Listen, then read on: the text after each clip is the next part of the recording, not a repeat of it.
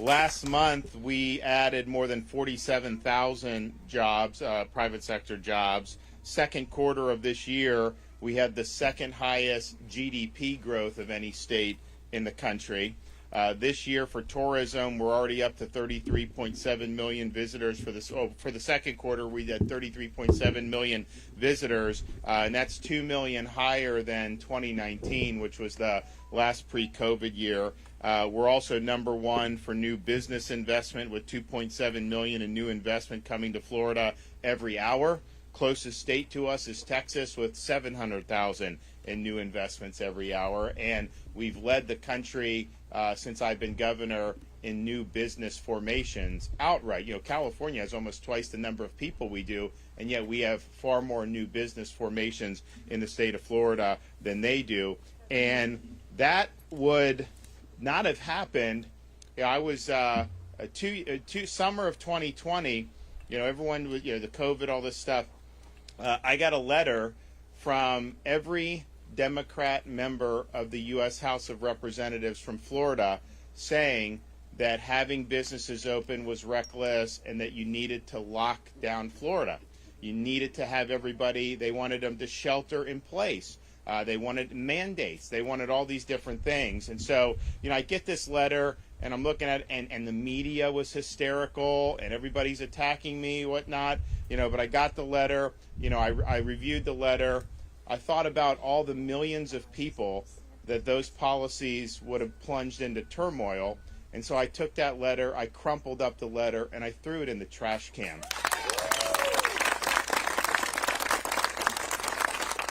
And the reality is we've been able to outpace the nation because we have been a free and open state when many of the other states around this country were not. We had kids in school when many of the other places in this country did not. And the results, the economic results speak for themselves, but then the academic performance. They just came out last Monday with the nation's report card. It's the only testing that is done in all 50 states, and they do state by state, 4th grade, 8th grade. 4th grade reading and 4th grade math, we were number 3 and 4 in the nation, respectively, for those two subjects. And if you adjust for demographics, we're number 1 in the country in both 4th grade reading and 4th grade math under those tests. You look at some of the other states, large states that treated the kids much differently than we did, much, you know, obviously treated them very poorly. You know, they're like 35th, 36th, 37th in the nation now in those things. And so it was really important to make sure that we had kids in school. Also just important for families because parents work and they do all this other stuff. So we're proud to have been able to do that. And we're proud that because we've done all that stuff, our kids perform better than these other states.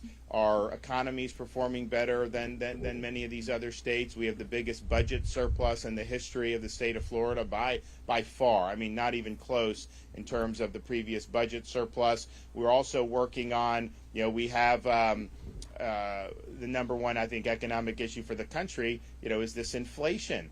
And that was a result of Washington overspending, printing too much money, borrowing, and reducing our ability to produce our own domestic energy. You know, it's a policy-driven situation that we see where this inflation was created by a lot of bad policies. Well, we don't control the Fed or Congress's purse strings here in Florida, but we can do things to try to help folks. So we are going to, in the next legislative session, we're going to be the biggest tax relief for people that we've ever had. We're going to do a 50% reduction in tolls for all of our commuters statewide, for all tolls we're going to do. We're going to do no tax on basically on raising kids. So no tax on diapers, on baby clothes, on wipes, on strollers, on cribs. And that's going to be permanent. You know, we have a 5, a 4, and a 2-year-old, and you know, our 2-year-old is kind of getting beyond that. So my wife said that we would have saved a little bit of money if you'd have done this the first year. But I told her we didn't have Bidenflation my first year either. So, you know, it is what it is. But so we are proud about doing that. And we're also, because we want it to be family friendly, no tax on pet food, too. We're going to put the pets in there. So, yeah, we're excited. So that's just us trying to see, you know, how can we help the situation as you see. Look, if I could wave a magic wand and change our energy policy, I would do it. If I could wave a magic wand and change some of the inflationary policies, I would do it. That's going to require a little bit more lift, I think, and maybe this election will change some of the stuff in the Congress in terms of who's going up there, and maybe we'll see some changes there. But in the meantime, we want to be helpful. So one of the things that we've been able to do, because the economy's done well here, because we have record budget surplus, we have been able to invest in a lot of infrastructure, targeted infrastructure. So we do a major thing anyways every year, but then communities with our Job Growth Grant Fund can apply to get grants to help with different things. So we've been able to help a lot of communities across the state of Florida do things that will lay a foundation for more economic growth, or do workforce training to help critical industries, and we've done a whole host of stuff. And so today we are doing another award that the city of Marathon requested. So we're doing $1.3 million for infrastructure improvements here in Marathon. And that is going to do, this will allow the city to do the following things. Widen US 1, of course, the main road through Marathon, also known as Overseas Highway. Add a turn lane at the intersection of US 1 and Banana Boulevard. Yes, that's good. Yeah. And add utility infrastructure along US 1, including nearly a mile of new sewer lines, increasing the wastewater capacity for the entire system on Marathon. And so we think this will bring, this foundation will help create probably about 500 new jobs, economic impact of over $3 million. And when this is finished, the area will be ready for new business growth that will create even more jobs for the city of Marathon. Now, one of the things that we're proud to have done, because you see what a beautiful area we have here. You see how much fishing and being outdoors and boating is so important to the state of Florida, but particularly for people that live in the Florida Keys. And we came in and said that we wanted to really, really focus on improving all of those things with respect to Everglades restoration, water coming to Florida Bay, blue-green algae, you name it. And we put our money where our mouth is. We've made huge, huge improvements. $1.1 billion in water quality improvements since I've been governor, $1.1 billion for the Resilient Florida program, and $1.7 billion for Everglades restoration projects. And so so you have more water that's going from Lake Okeechobee south through the Everglades and into Florida Bay than has ever happened in a long, long time. The water is now improved in Florida Bay as a result of it, because that's the way nature would have the water go. And, man has made different decisions throughout Florida's history. So we're trying to kind of restore what God created for us here, and I think it's going to be continue to be good. So we're going to do more on that as we go forward here. But this is really, really important, because we understand that people we come all over the world to want to fish in the state of Florida, but particularly to fish in the Florida Keys. And we realize how special that is, and we want to continue to have that and attract people. And Bass Pro we're the #1 state for Bass Pro shops, because obviously, of course, because you go in every area.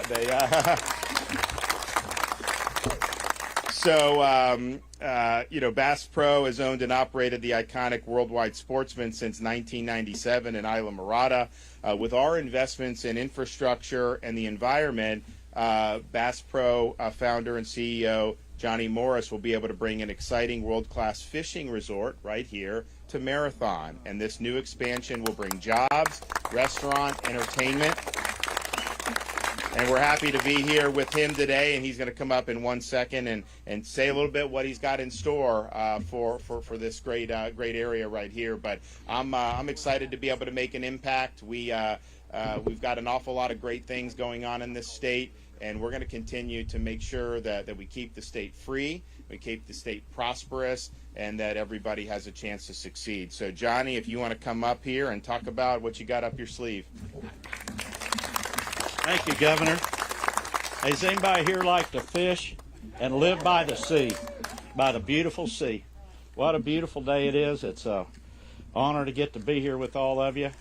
and it's something we've been looking forward to. I just to welcome everybody here to Valhalla Island. Governor, thank you very much for being here today, but far beyond that, we're just proud of all you're doing to stand up for some of the things you're talking about, the environment, the water, the future of fishing. We have one thing we're excited about is being a part of this community. I come from as far away from the ocean as you can get in Springfield, Missouri. I remember years ago coming down with my dad in high school to Bud and Mary's Marina, and a guy, one of our guides, Sonny Esslinger, he had a fly rod in his boat. My dad and I fished for perch and smallmouth bass. I said, "What are you doing with that?" He said, "Johnny, we could catch a tarpon." So we went out, and my parents, they ended up getting a place over in Key Colony Beach on 7th Street, and it's just happy memories. And so today I just, we welcome the neighbors here, especially I see Eric Eichenberg from the Everglades Foundation. We welcome the fishing community because Bass Pro, we are fishing, fishing, fishing. And there's a couple other neighbors I want to salute today, and that's Chuck Keene and Maria Scheisler. You guys stand up. They've lived here on this property 21 years. 21 years they've been here. And Duke and Cheryl, our neighbors, thank you for being here today and being great neighbors. Just Governor DeSantis, to begin, I'll try to speed up a little bit, but couldn't come here today and not at the beginning say thank you. I've got a sister that lives over by Fort Myers, and we got our store there. And your efforts to make resources available and getting gear to get things back to normal, that's awesome, and we appreciate it. And I don't know if everybody here realizes, but Governor has been a steadfast supporter of conservation in a common sense sort of way. And I don't know if everybody realizes, but he helped support and just signed the largest conservation budget in the state of Florida for conservation. And it's important to all of us.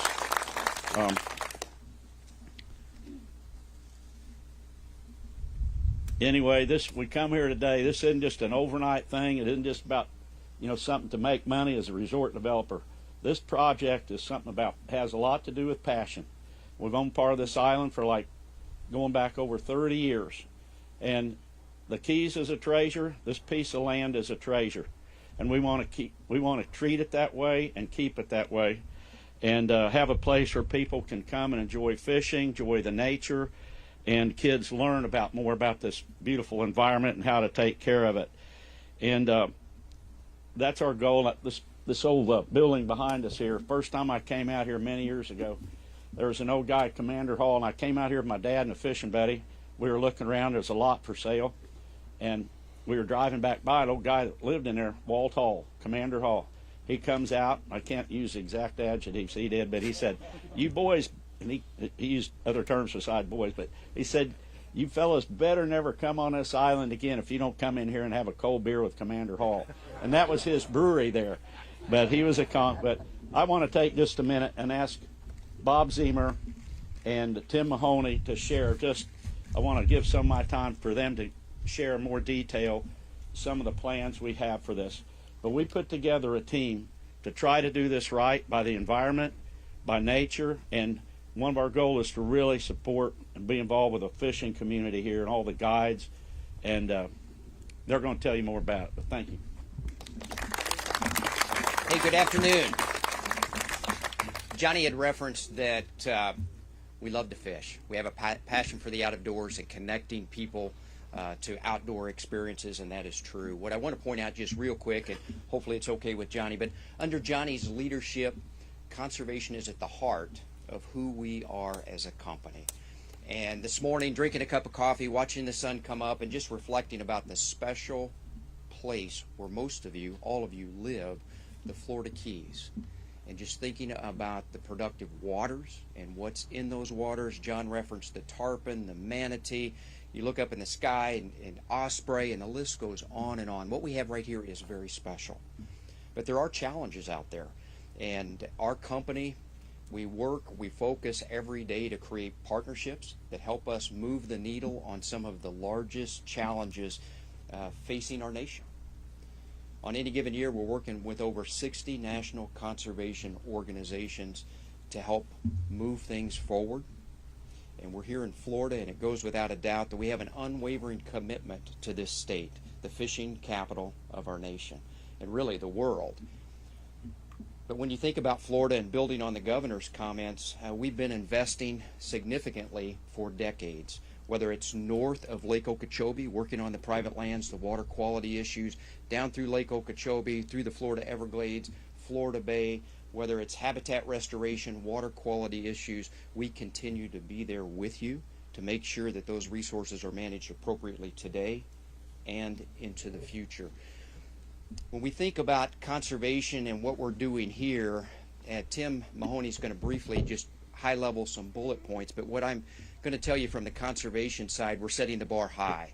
And in fact, this is going to be the leading model for sustainability and conservation efforts when you think about a nature resort.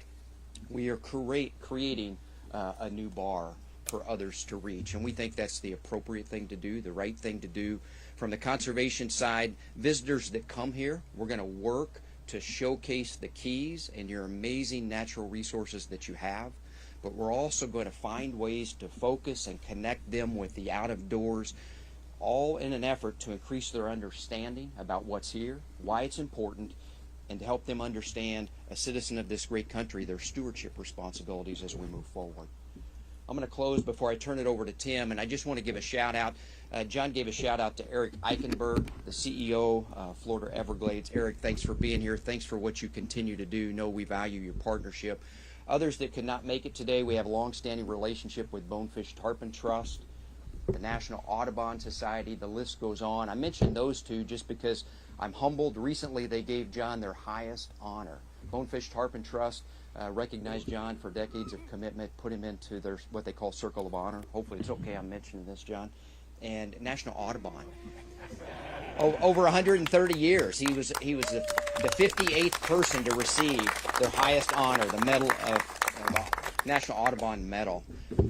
Also, the state of Florida has been incredible to work with from day one. Prior to day one here, we've been working with Florida Wildlife Commission, Florida Department of Environmental Protection, South Florida Water Management District, U.S. Fish and Wildlife Service, the City of Marathon, and the list goes on. And we just say thank you for helping us dream big, setting the bar high, and moving this exciting project forward. So with that, I'm going to turn it over to Tim Mahoney. Thank you, Governor and Secretary Eagles. We appreciate everybody coming today. I'll be very brief. I know how hot it is out there as well as up here, so we're going to make it real quick. But this property has been in the Morris family, as John mentioned, for many, many years, and we have developed this resort with as a nature-based resort with a world-class team of architects and engineers that have done projects all over the world. And in this project, we've incorporated sustainability strategies that are all the model for what can be done with technology. So we have geothermal, we have solar energy, we have water reclamation, and this property is being developed on a very low density basis where over half of it is going to be retained in green space. So we will be building in wetland areas, boardwalks that will allow people to become educated about the Florida Keys and the importance of preserving these vegetative and habitat environments.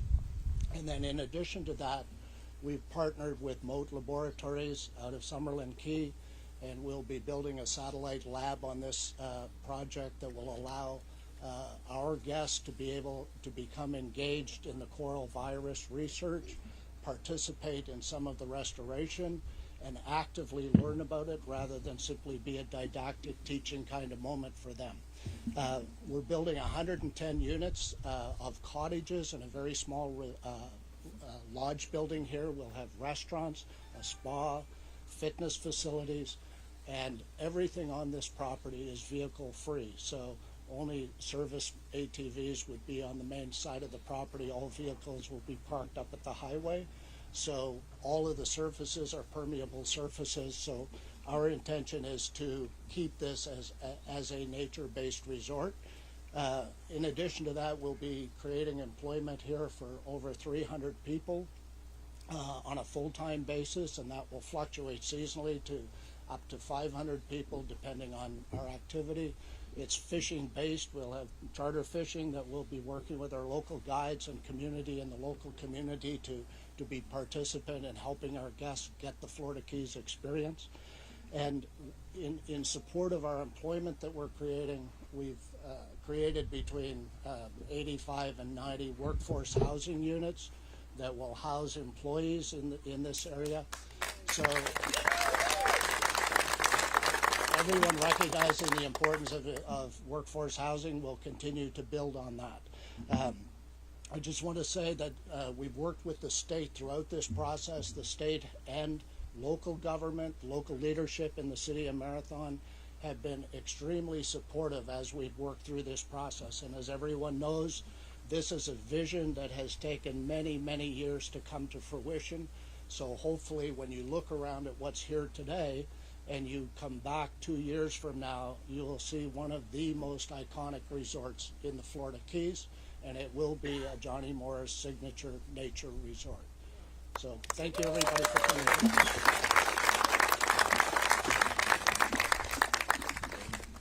Well, thank you all for being here. Thank you to Governor DeSantis. It is a beautiful day, and as the governor mentioned, the Job Growth Grant Fund, which is one of his top priorities and something that we continue to administer at DEO under his leadership. We look across the state for very competitive projects, either in workforce development or in infrastructure, that can help with job creation. And the governor made it clear that this is a top priority that he wanted to commit to, and we get to see the exciting results of that already. Bass Pro is one very exciting opportunity, and glad to see how they're going to accompany conservation here. But anyone in the Keys, really, Marathon especially, is able to tap into the benefits of this. Widening US 1 and adding a turn lane.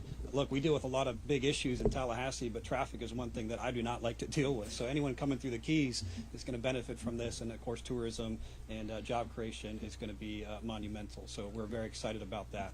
I want to thank the governor. We talked about conservation. There are two things that Floridians deal with on a continuous basis, and that's water quality, being vigilant against that, and hurricanes. Obviously, the Keys were struck by Hurricane Irma just over 5 years ago, and through the governor's leadership, through DEO, we continue to work on long-term resiliency, and we've awarded over $100 million within the Keys for long-term infrastructure, housing projects. We'll continue to focus on that, and we use that as kind of a promise to those in Southwest Florida, where I'm from. The governor's focus there has been monumental. I joked with him we need to get him an honorary residency card because he's been there almost every day, and we know if we're struck with another hurricane anywhere in the state, we're going to get that kind of commitment. So on top of that, with our resilient economy, 2.5% unemployment rate compared to the nation at 3.5%, Florida is in a great spot to be able to withstand anything that may come in the future. With the governor's leadership, we're going to be in a good spot regardless. So thanks all for what you're doing.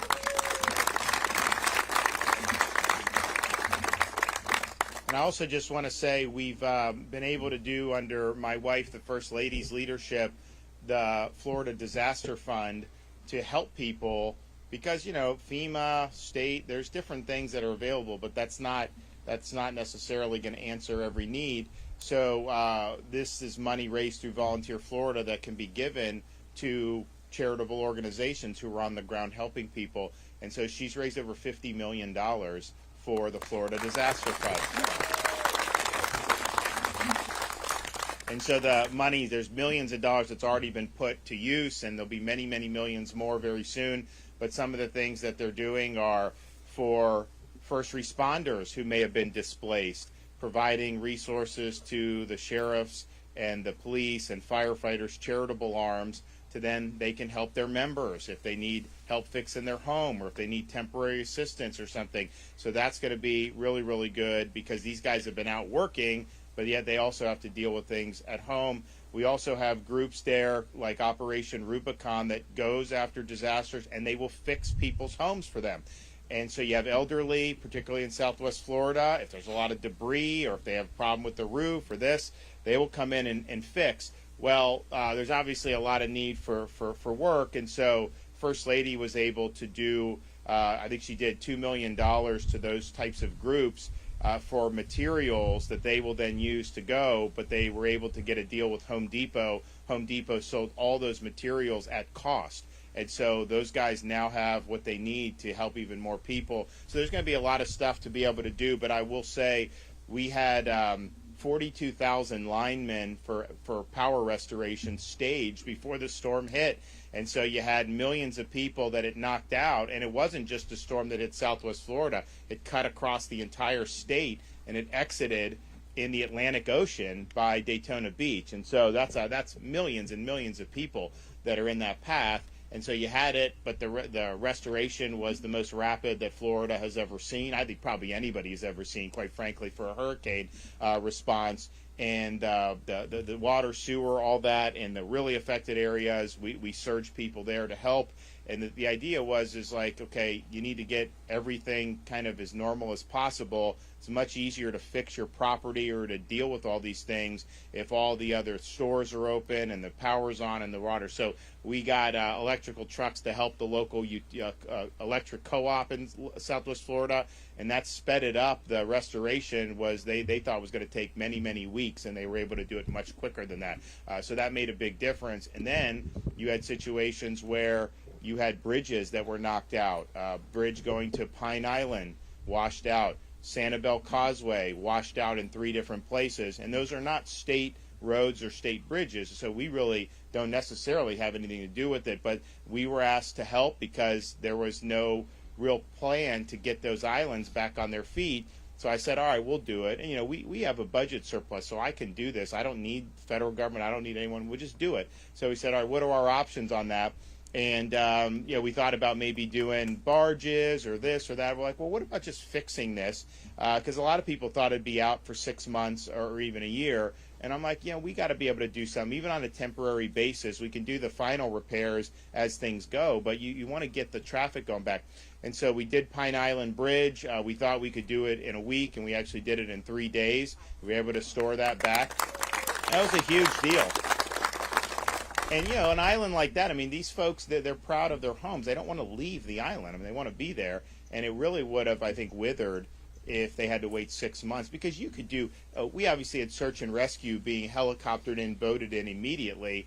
And we even did that with power workers, send them to Sanibel on helicopter, on barges. It's not enough. You have to have the ability to get via ground. So we did that, and then Sanibel was tougher because it was 3 different places where it was severed.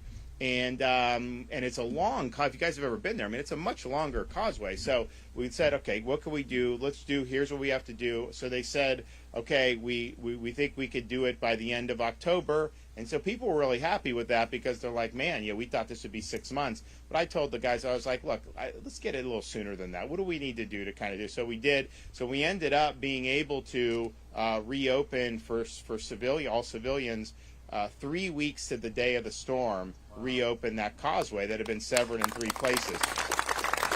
Now you're going to see, and we had people, and actually what they did the week before, so really not even 2 weeks after the storm, they did really, really temporary repairs, and we had 500 trucks go across to get there. So they work on power, they're working on vegetation, they're working on all that stuff. But that it wasn't necessarily ready for the constant traffic. So they did a kind of one-time thing. All right, go back to work, get it done, and then the next week they were able to open it for civilians. But if we had just let that toil for months, it would have been really, really bad. So now you have what you need. There's a lot of work to be done, but it's doable. And people see that, and I think that they see a sense of hope. So we understand that there's going to be a lot more that needs to be done, and our job is to do whatever we can to facilitate the best possible outcome. So we'll be, as Dane said, we've been there not every day, but pretty close to every day since the storm hit, and it will be back doing more. I know the First Lady's got some more awards to give out to folks who have been helping. But I tell you, the folks down there have been very, very resilient. They've been very strong, and that makes things a lot easier. If people kind of descend into despair and it's a negative attitude, which is natural. When things like this happen, it's not like it's your, but I think it's just like, okay, we just got to pick ourselves up, and when things are asked of us, we respond very quickly and help the best. We actually are going to get the commercial debris. We did a deal with FEMA. They're going to be removing all the commercial debris. They usually don't do that, and in Michael, it took over a year to get commercial debris. So we've got that on Fort Myers Beach. They're already doing that now. So then once you do that, you clear the pathway to be able to rebuild some of that stuff. And the thing is, it's such a beautiful part of the world that people are flocking to want to invest there. Like people said, oh, this is what the media does. Oh, the hurricane, people aren't going to want to be in Florida. It's just like literally, you have people wanting to buy these homes and they want to go down. They view it as an opportunity, and so I think that we've got a really good path. So I just want to thank everybody that's been involved, but there's a lot more to do. I'll tell you though, this resiliency we've worked on, it does make a difference. If you look at some of those buildings that were relatively newer, you wouldn't have even known that there was a storm. I mean, maybe it flooded or what, you can't stop, but in terms of like the roofs blowing off or whatever, really can hold firm in a close to a Cat 5 situation. Same thing with Hurricane Michael in the Florida Panhandle. You'd see a building, you wouldn't even know a storm hit, and then right next to it there would be something built in like 1981. It's like totally obliterated, and so you see that there's actually some of the stuff in like the 20s was built better than whatever happened in the 70s and 80s. I don't know.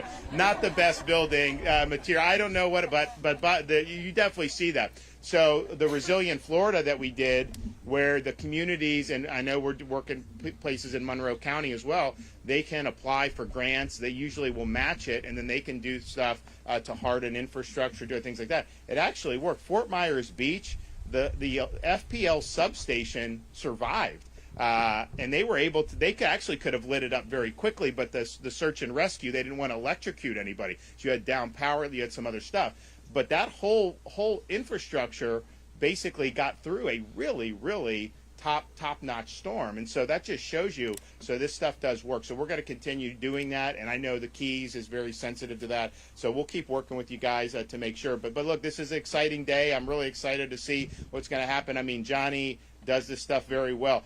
He's got a place, Big Cedar Lodge, in Missouri, and I've never been, but I have 3 young kids, my wife and I, and so we're always thinking about like where can we take them, right? Now 5, 4, and 2, we've said they're probably a little too young for this, but they've got they've got fishing, shooting, outdoor stuff, golf, all that stuff.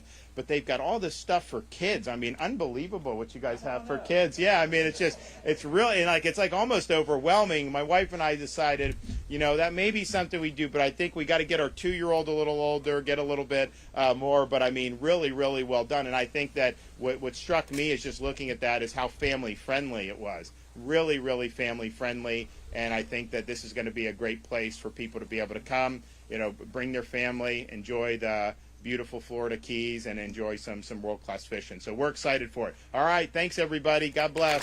Governor, will you take a question?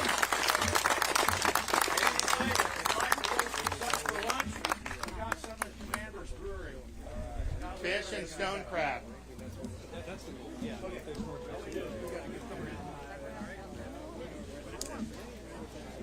Right.